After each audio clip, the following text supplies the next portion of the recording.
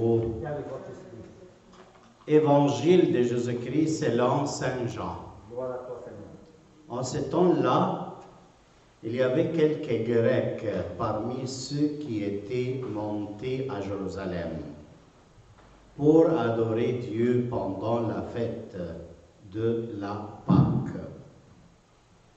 Ils abordèrent Philippe, qui était de Bethsaïde en Galilée, et lui firent cette demande: nous voudrions voir Jésus. Philippe va le dire à André, et tous deux vont le dire à Jésus. Alors Jésus leur déclare: l'heure est venue où le Fils de l'homme doit être glorifié. Amen, amen, je vous le dis, si les grains de blé tombés en terre ne meurent pas, ils restent seuls. Mais s'ils meurent, ils portent beaucoup de fruits. Qui aime sa vie la perd. Qui s'en détache de sa vie en ce monde la gardera pour la vie éternelle. Si quelqu'un veut me servir, qu'il me suive. Et là où je suis, là aussi sera mon serviteur. Si quelqu'un me sert, mon Père le honorera. Maintenant, mon âme est bouleversée. Que vais-je dire? Père, sauve-moi de cette heure. Mais non, c'est pour cela que je suis parvenu à cette heure-ci.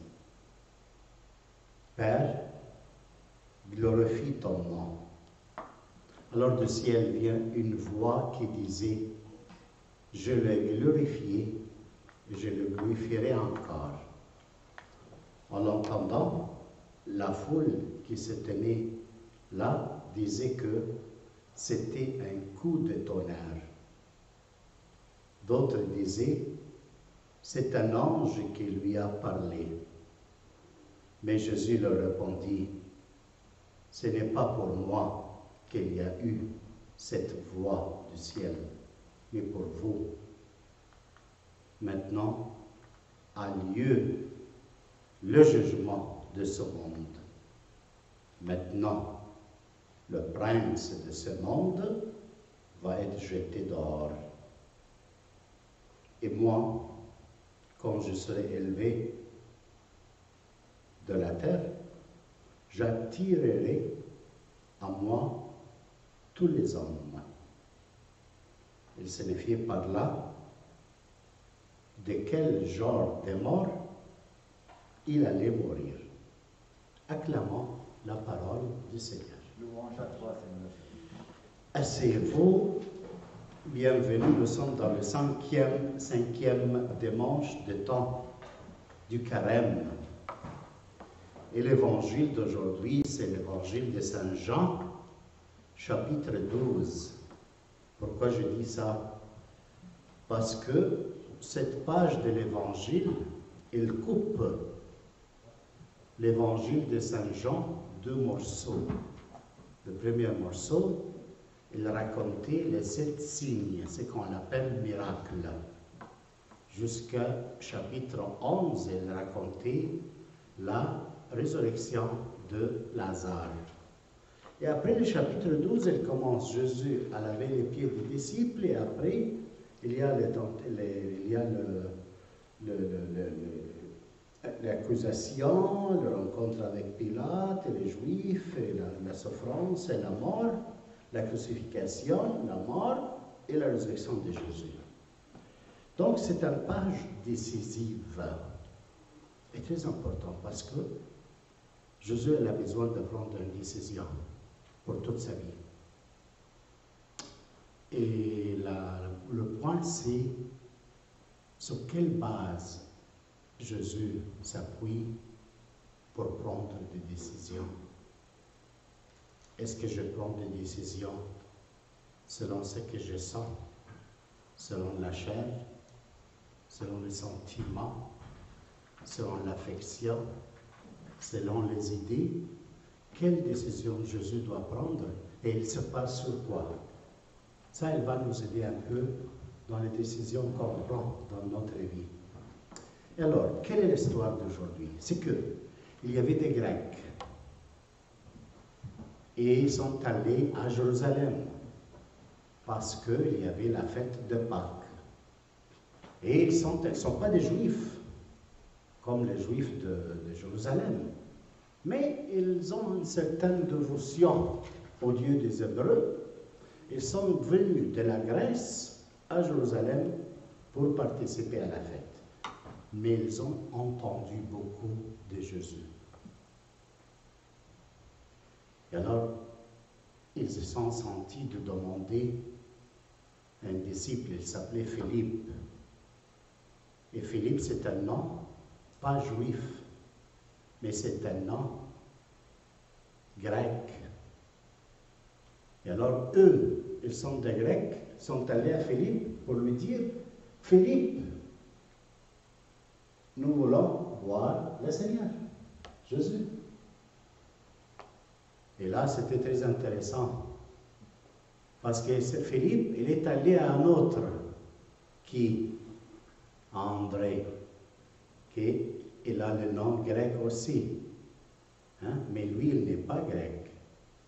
Alors les Grecs, ils ont vu que ces deux disciples, ils ont le nom grec, sont allés vers Philippe. Et Philippe, il est allé à dire à André, écoute, il y a un groupe de Grecs qui veulent voir Jésus. Les deux, Philippe et André, sont allés à Jésus. Jésus, il y a un groupe qui est venu de la Grèce, ils veulent te voir. Oh, si quelqu'un fait ça avec toi, qu'est-ce que tu vas faire? Ok, je vais voir, j'ai fini ce que j'ai et je vais aller le voir. Ok, maintenant je n'ai pas le temps. Ok, j'arrive tout de suite pour le voir. Mais Jésus n'a pas répondu à ça. Qu'est-ce qu'il disait? Jésus, il dit ça. C'est drôle parce que sa réponse à ce qu'il a dit, elle explique quelle expérience il avait. Il disait, l'heure est venue où le Fils de l'homme doit être glorifié. Intéressant. L'heure est venue. Plusieurs fois, il disait, c'est pas mon heure. Comme sa mère, elle a demandé de lui de changer de l'eau en vin. Au début du chapitre 2 de Jean, il a dit quoi? C'est pas mon heure. Mais maintenant, il dit, mon heure est venue. Parce qu'il y a des mondes qui veulent te voir, qu'est-ce que ça veut dire? Parce que Jésus, il lit la Bible. Il a bien compris dans la Bible que si les païens, qui ne sont pas des juifs, comme les Grecs, un jour veulent, ils ont le désir de connaître le Dieu d'Israël, le Messie, et les Juifs aussi. Et alors, lui, il dit, le moment, mon heure est venue, où le Fils de l'homme va être glorifié, parce que quand il est élevé du terre, il attire tous à lui, les païens et les Juifs. Il est élevé sur la croix, et qui regarde cette croix et croit en lui, et alors, c'est-à-dire, il est le Messie. Alors, le moment est venu pour que il fait en pensée. Je vous l'ai dit, si les graines de blé tombées en terre ne meurent pas, ils restent seuls. Mais s'ils meurent, ils portent beaucoup de fruits. À Jésus, à travers l'histoire, les événements quotidiens, il comprend quoi? Il comprend que c'est le moment dans lesquels où il doit mourir. C'est ça, regardez, c'est Jésus qui prend des décisions pas basées sur le sentimentalisme, mais sur le fait historique. Et alors, il y a des mondes païens et des juifs sont réunis, et lui, c'est le moment de tomber comme le grain de blé tombé en terre. S'il reste sur la terre, il ne porte pas de fruits. Mais s'il descend dans la terre et il meurt, là qu'il porte des fruits. C'est pour cela, mes frères, cette parole elle nous aide beaucoup à voir en vérité que Jésus est en train de décider pour toute sa vie quelque chose de très important. Qu'est-ce que c'est qu'il va mourir? C'est-à-dire qu'il va donner sa vie. Il ne va pas faire ce qu'il veut, mais il va obéir à Papa. Jésus, il nous aime. C'est pour cela qu'il ne fait pas ce qu'il veut. Parce qu'après un peu, il dit, Seigneur, enlève de moi cette heure. Mais c'est pour cette heure que je suis ici. Et ça, c'est très important. Jésus sent notre humanité, connaît que nous sommes des hommes. On a notre faiblesse. Parce que ce qu'il dit, qui veut me suivre, il perd sa vie. Il perd sa volonté. Il perd ce qu'il désire faire. Et là, il me suivent, qu'est-ce que ça veut dire? Il mit les pieds où je laissais des traces. Comme tu marches sur la plage, sur le sable, et alors tu laisses des traces. Suivre Jésus, c'est mettre tes pieds là où il a laissé des traces. C'est pour ça que c'est très important à comprendre aujourd'hui que suivre Jésus, c'est-à-dire renoncer à sa propre volonté et faire la volonté du Père. Et à faire ce qu'il fait Dieu. Sinon, on n'est pas chrétien. On est complètement autre chose que chrétien. Parce qu'on peut s'allonger, disant, on fait un peu de chrétien et un peu de mondain, selon le monde. Mais les deux ensemble, ils ne forment pas en toi l'être chrétien. Parce que l'être chrétien, c'est renoncer à tout ce que je veux pour moi. Et qu'est-ce que je veux pour moi? Me donner la vie, me donner le bonheur, comme je le sens, comme je le pense. Mais Dieu m'a préparé tout un bonheur qui vient à travers que je fasse ce qu'il veut, à travers sa parole. C'est pour ça qu'il dit après, mon serviteur, si quelqu'un veut me servir, qu'il me suive. Je vais vous expliquer qu'est-ce que c'est suivre le Seigneur. Si tu veux me servir, tu me suives. Et là où je suis, là aussi sera mon serviteur. Très intéressant. Tu veux me servir? Renonce à ta vie, à ta propre volonté. Et là où je suis, tu vas être avec moi. Aujourd'hui, je suis très fatigué. Je terminais à 2h30, 3h. J'essayais de me reposer, des appels. Jusqu'à 4h30, j'ai dit, ben, je dois descendre pour ouvrir. Je n'avais pas l'envie de faire la messe. Je vous dis en vérité. J'étais fatigué. Quand Emmanuel est arrivé, il m'a dit, qu'est-ce qu'il a été fatigué? Oui, je suis un peu fatigué. Amgad m'a dit la même chose. Des fois, on ne sent pas... La messe, c'est une bonne chose, non? Mais je ne suis pas capable. J'étais fatigué. Mais je ne peux pas le relancer et dire, ah, je ne fais pas. Même si je commence la messe, il n'y a personne dans l'église, je recommence. Je m'en vais. Et vous êtes venus un peu plus tard. Ok, mais vous êtes là maintenant. Alors, il y a des choses, je vais vous dire, qu'on ne sent pas de le faire. Mais Le Seigneur nous aide à entrer là-dedans pour le faire. Et maintenant, je me trouve très content. Vous êtes là, heureux de me voir. Et dans le même temps, je ne suis pas en train de faire quelque chose que moi j'exulte de le faire. Non, je fais seulement mon devoir. C'est ce que le Seigneur me demande à faire. Alors, le premier bonheur qu'on peut voir en renonçant notre propre volonté, c'est être avec le Seigneur. Première chose. Deuxième chose, qu'est-ce qu'il dit? Mon Père le honorera. Il va faire une fête d'honneur pour toi dans le ciel. Si tu renonces à ta propre volonté et tu le suis. Ça, c'est préparé pour moi et pour toi, mon frère et ma soeur. C'est pour cela que le Seigneur, après, il dit, attention, mon âme est bouleversée. Pourquoi? Parce que elle prie, sauve-moi de cette heure.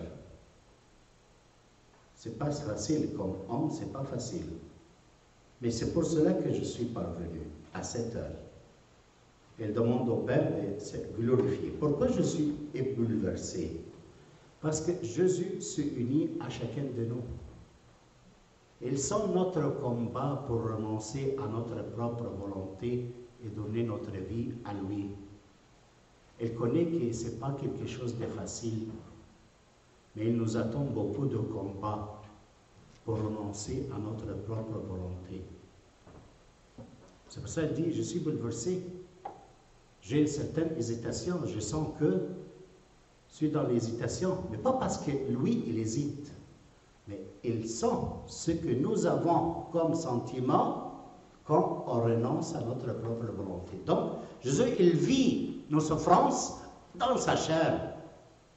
Il sent chacun de nous et son combat, faire la volonté de Dieu ou faire ma propre volonté. Jésus, il le sent en lui, complètement fort. Jésus n'est pas indifférent de ta souffrance. Jamais. Il faut comprendre ça. N'importe quelle souffrance que tu vis, Jésus, il les vit avant. Et alors, qu'est-ce qu'on fait? Si on s'unit à Jésus, on voit que quelqu'un nous comprend. Même si le monde entier ne comprend pas, mais Jésus te comprend. Parce qu'il a vécu ce que tu es en train de vivre. Tes sentiments d'hésitation, tes peurs, tes craintes, tes préoccupations, pour n'importe quelle raison. Mais Jésus, il l'a vécu. C'est pour ça qu'il vient entendre une voix du ciel. Il dit quoi, la voix du ciel? Je le glorifierai, je le glorifierai, je le glorifierai. Magget, Wasa ou Maggedo. Qu'est-ce que ça veut dire ça? C'est-à-dire, ce que je fais avec toi dans le passé, c'était moi que je le fais. Mais dans le futur, ce sera moi aussi, je continue à le faire. La voix, il a dit comme ça. Alors le monde, ils ont dit, c'est quoi ça? C'est un tonneur. Ok. Et les autres, ils ont dit, c'est un ange qui lui a parlé. Jésus dit, non, ni l'un ni l'autre. Cette voix-là n'est pas pour moi, mais c'est pour vous. Et qu'est-ce que ça veut dire? Jésus leur répondit, ce n'est pas pour moi qu'il y a eu cette voix, mais pour vous. Mais qu'est-ce que ça veut dire ça? C'est-à-dire que quand Jésus prie, le ciel est d'accord, le Père est d'accord avec Jésus pour rejoindre chacun de nous dans sa faiblesse. Regarde, quand on a une tentation, quand on a l'épreuve, quand on a des souffrances, quand on a des problèmes, et notre âme n'est pas que dans le bouleversement, Jésus, il nous sent, il expérimente ça dans sa chair pour chacun de nous, donc il est uni à nous que vivions ça, et il prie au Père au ciel, et le Père s'appuie sur l'expérience de Jésus, il le confirme, je suis avec eux, je suis avec toi dans ce moment. Alors frères et sœurs, ne vous inquiétez pas, le Seigneur est là, il voit tout. Il sait quand est-ce qu'il t'appuie, il te corrige, il t'aide, il le sait. Et après, qu'est-ce qu'il dit? Maintenant, le jugement de ce monde est venu. Maintenant, le prince de ce monde est jeté dehors. Qui est le prince de ce monde? Qui est? C'est Satan. Il est jeté dehors dans ce moment. Mais il est jeté dehors, dit les livres d'Apocalypse. Il est jeté dehors, il est allé où? Chapitre 12, dans l'Apocalypse. Il a attaqué la femme, Vierge Marie. Mais c'est comme Dieu l'a pris dans le désert, c'est-à-dire l'a protégé, il a donné à la vie la naissance de l'enfant, et alors il va attaquer qui? Ses enfants, ceux qui croient en lui. Et ça, c'est la bataille d'aujourd'hui. Le démon, il a un combat à faire avec chacun de nous. Pour nous obliger à faire quoi? Sa volonté. Et Jésus, qu'est-ce qu'il fait dans le même temps? Il prie pour faire la volonté du Père, pas sa propre volonté, pas ce qu'il veut. C'est pour ça, mes frères, il termine. Quand je serai élevé de la terre, j'attirerai à moi tous les hommes, donc païens et religieux hébreux. Pourquoi? Qu'est-ce qu'il attire en ce temps? Qu'est-ce qu'il manifeste pour nous attirer? Une seule chose. Quoi? Il te dit, païen et hébreu, donne-moi pas tes bonnes qualités, ta intelligence, qui est très intéressant, ton pouvoir. Non, ne demande pas ça. Donne-moi. Qu'est-ce qu'il veut aujourd'hui? Tes péchés. Parce que tes péchés et mes péchés, c'est que me font souffrir. Qu'est-ce qui me fait souffrir à moi et à toi? Nos péchés. C'est pour ça qu'il est là. Il dit quoi? Donne-moi. L'unique chose que je veux de toi, c'est tes péchés. C'est qu'il te rend pas heureux. Donne-les-moi. Et je te donne à la place le pardon. Ça, c'est la façon d'attirer le Seigneur. Il t'attire parce que quand elle reste avec toi, elle ne te donne pas, elle ne te dit pas des ordres et des choses. Elle te dit une seule chose. Donne-moi tes péchés, parce qu'ils te font souffrir. Je connais ta souffrance. Donne-les-moi. Moi, je te donne le pardon. J'ai fait de toi un fils de Dieu. Un homme qui fait la volonté de son papa. On continue à prier la messe, mes frères, aujourd'hui. Que le Seigneur nous donne de prendre une certaine décision en s'appuyant sur sa propre volonté. Il sait que nous sommes faibles, nous ne sommes pas capables de faire sa propre volonté, mais il est là pour nous aider. Si on demande son esprit, il est capable de réaliser ce qu'il nous a promis, faire de nous des enfants de Dieu. Amen.